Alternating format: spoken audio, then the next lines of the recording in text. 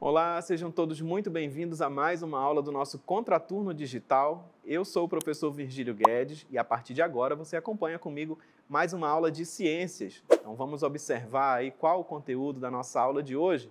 Então a nossa aula 86 de ciências, né, ela traz aí como título para a gente o seguinte: nem quadrinhos, nem novela, a verdade sobre os mutantes. E o nosso objeto de conhecimento, probabilidade aplicada à genética, mutações genéticas e doenças relacionadas ao sexo. Então vamos lá iniciar a nossa aula. Quando falamos em mutação, logo vem à cabeça algo bizarro, né? Seres com 5 braços, 3 olhos, por exemplo, né? Ou peixes com patas, né? Ou também os super-heróis, né? Aquelas pessoas que têm ali superpoderes, que a gente vê bastante em filmes, né? Como, por exemplo, que ficam invisíveis, ou que têm visões de raio-x, ou que leem pensamento, né? Só que tudo isso aí está um pouquinho mais relacionado ali com a ficção, né? A gente vai ver um videozinho agora, uma animação, que traz pra gente aí o Super Contraturno, né? Que é uma pessoa aí com superpoder. Vamos observar o poder dele, daqui a pouquinho a gente volta. Mais um dia na vida do Super Contraturno.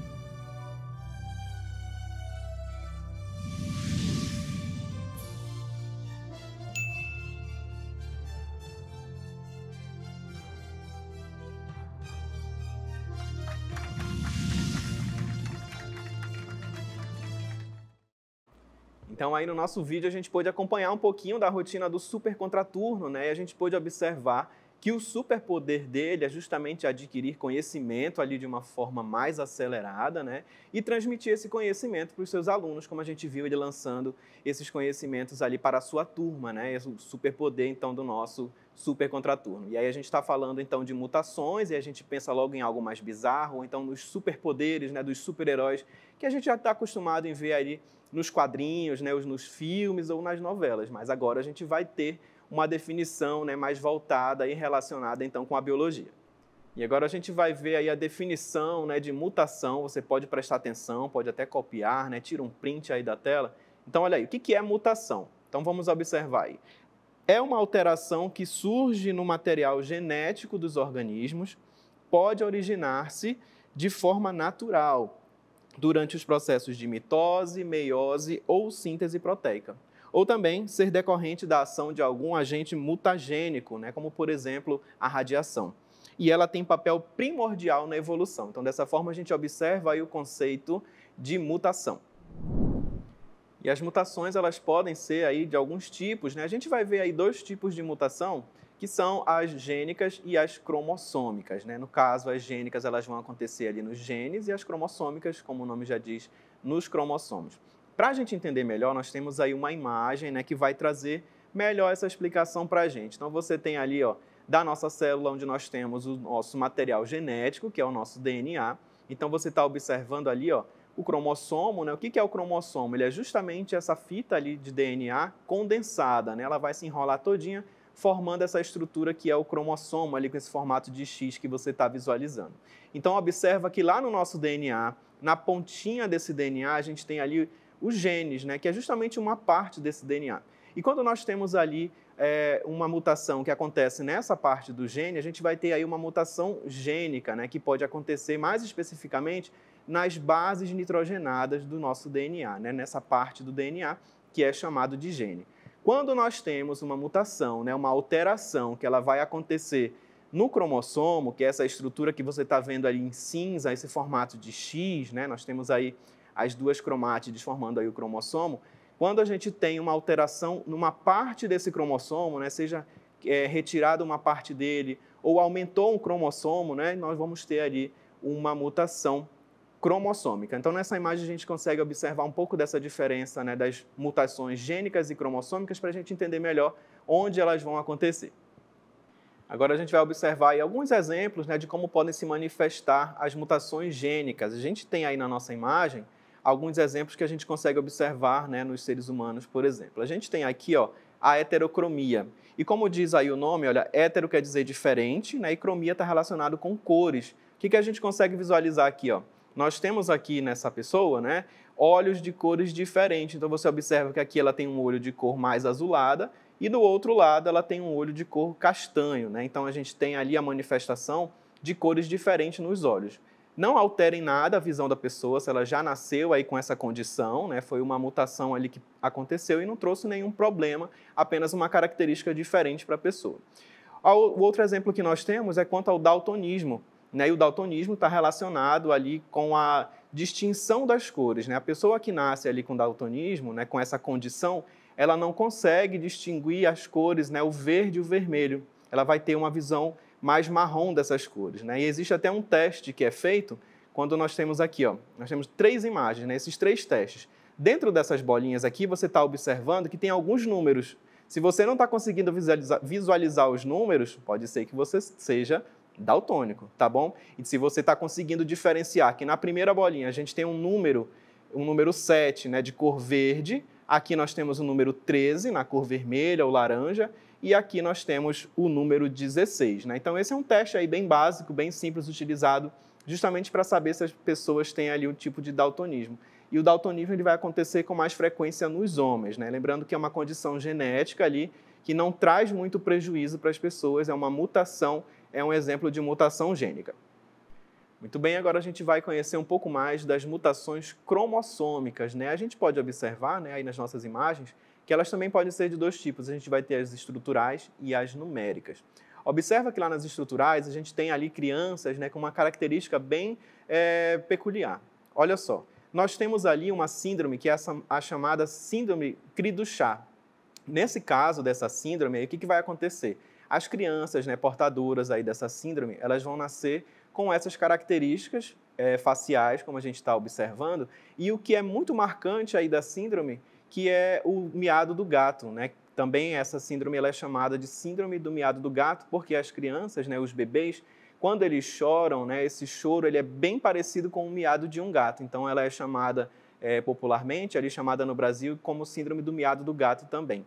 Nesse caso, ela é uma mutação estrutural, porque lá no cromossomo 5, né, quando é montado o cariótipo, a gente tem lá todos os cromossomos montados ali, e lá no 5, no cromossomo número 5, vai acontecer uma perda, né, de uma parte desse cromossomo. Então, a gente tem aí uma perda na estrutura, uma alteração, uma mutação na estrutura desse cromossomo. No outro exemplo, nós temos aí as mutações numéricas. Nesse caso, nós já temos aí como exemplo a síndrome de Down. No caso aí da síndrome de Down, a gente vai observar no cariótipo, que é essa imagem em branco que você está observando ali, ó, onde tem todos os cromossomos da pessoa. No caso da pessoa que é portadora da síndrome de Down, acontece ali uma adição de um cromossomo lá no 21, que está marcadinho de azul ali para você. Então, lá no 21, nós temos um cromossomo a mais. O ideal seria pares, né? 2 em cada. Então, nesse caso, a gente vai ter um a mais. E a síndrome de Down, ela é conhecida como trissomia do cromossomo 21, porque lá nós temos 3. Então, dessa forma, a gente observa aí as mutações cromossômicas. E agora nós vamos falar um pouco mais ali da importância das mutações, né? Como a gente pode observar, as mutações aí elas vão ser importantes também porque elas vão permitir a variabilidade genética, que seria, né? A gente está observando aqui que nós temos pessoas com características diferentes, né? Você mesmo pode observar lá na sua família que você tem ali pessoas com cores de pele diferente, cor dos olhos, né? O formato do nariz ou da orelha, por mais que seja ali irmão, tem uma característica diferente. Então, essa mutação que vai acontecer ali, uma alteração no cromossomo ou no gene, ele pode trazer ali a variabilidade genética, né, que são pessoas ali com características diferentes. senão nós seríamos todos clones, todo mundo muito igual um ao outro. Então, dessa forma, a gente tem aí pessoas com características diferentes. A mesma coisa vai acontecer nos outros animais, como os gatos que a gente está visualizando ali embaixo. Observa que a gente tem ali cores, né, pelagens diferentes, ali características diferenciadas, até mesmo de uma mesma ninhada, né, aqueles filhotes podem vir ali com características diferentes. Tudo isso por causa das mutações ali que garante a variabilidade genética. E ainda falando aí da variabilidade genética, a gente vai para um outro ponto, que é a seleção natural. Então a gente tem ali, ó, espécies, né, indivíduos da mesma espécie com características diferentes, como por exemplo, você está observando aqui essa imagem, nós temos ali, ó, duas borboletas. Olha bem que você vai visualizar aí duas borboletas. A primeira é essa de cor mais clara, que está em cima, e aqui embaixo nós temos outra borboleta de uma cor mais escura, né? Então a gente tem aí insetos de cores diferentes também, certo? E só que no ambiente, olha só, você quase não visualizou aqui a borboleta mais escura, né? E ela está ali, ó, quase da cor da árvore onde as duas estão. E isso é bom, né, para a seleção natural, porque, como a gente sabe, os insetos eles vão servir aí de alimento para outros animais, né? Tem animais ali que vão se alimentar de insetos. O animal, ao observar essa imagem aqui, ó, essa situação aqui na natureza, ele vai visualizar somente essa borboleta de cor clara, então ele vai se alimentar dela. Essa outra borboleta de cor mais escura, né, ela vai passar despercebida ali, e ela vai passando essa característica ali para as suas próximas gerações, certo? Dessa forma a gente consegue visualizar um pouco aí da importância das mutações. Muito bem, então vamos praticar um pouquinho agora no nosso aplicando.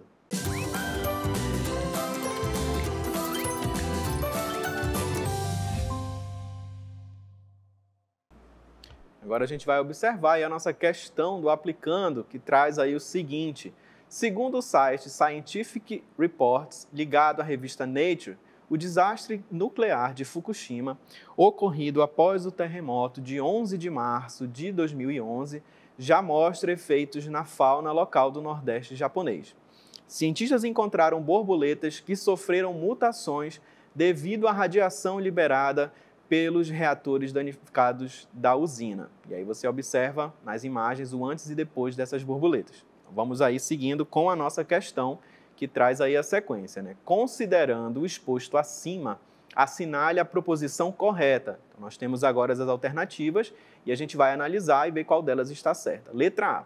As mutações originadas pela radiação nas borboletas em Fukushima, citadas no artigo, restringem-se aos fenótipos e não afetaram seus genótipos. Letra B. As mutações gênicas e a recombinação gênica contribuem para a variabilidade genética das populações. Letra C. Mutações somente ocorrem em algumas regiões da cadeia de DNA. E letra D. Todas as mutações são perceptíveis no fenótipo dos indivíduos que as possuem. E aí, conseguiram fazer a leitura e identificar qual dessas alternativas aí está correta? Muito bem, então vamos agora observar qual a resposta certa da nossa questão do aplicando.